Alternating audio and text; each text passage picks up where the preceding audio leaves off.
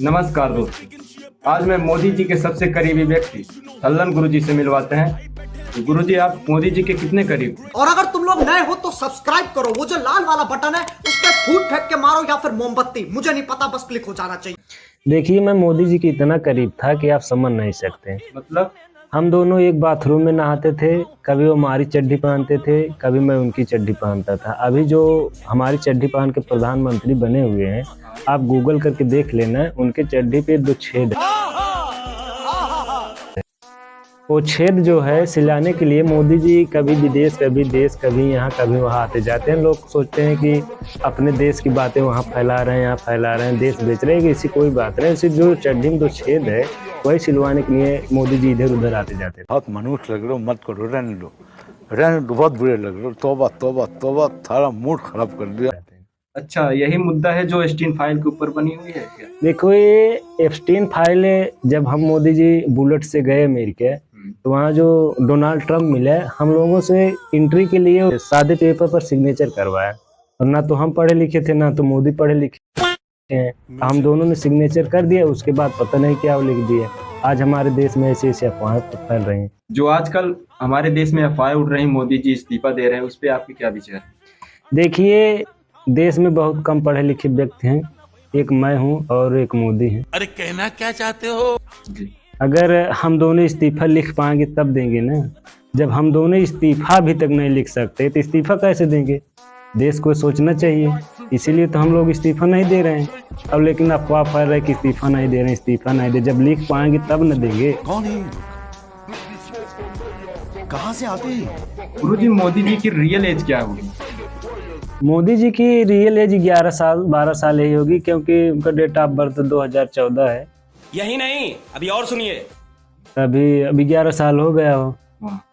यही real as है। उनका जो चेहरा लगता है कि 70-80 साल के, ऐसी कोई बात नहीं। उनके ऊपर से क्लोन चढ़ा दिएगा विपक्षी पार्टी के द्वारा। ये बड़ी अच्छी बात कही आप। विपक्षी लोग उनके चेहरे पर मास्क चढ़ा दिए कि बुढ़े लगे, बस। गुरुजी, जो चाय बेचने की स्टोरी है, इसकी रियलिटी क्या है? देखिए, एक बार हम लोग साउथ कोरिया गए थे, किम जोन के यहाँ। तो चाय पिला कर जब हम लोग आने लगे तो हम लोगों से 5-5 रुपये मांगने लगे। इसलिए पता नहीं, चाय जो पिलाया था इसलिए था। हम और मोदी जी गुस्सा गए। कुछ भी हम लोग कहे कि अपने देश में चल के चाय का व्यापार करते हैं। जब आए अपने देश में तो जो लोग चाय पी के कुच्चड़ फेंकते हैं, उसको मैं धोकर सुखाता था और वो चाय बनाते थे और उसी में बेचते थे। विपक्षी दलों द्वारा जो बताया जा रहा है कि मोदी खानदानी रईस रह चुके हैं, तो उनके द्वारा अफवाह कौन उड़ा रहा है? देखिए, हम लोग आत्मनिर्भर हैं। हम चाय बेच कर गुजारा किए हैं, चाय जैसे करते हैं, लेकिन हर देश में हमारा डंका बज रहा है।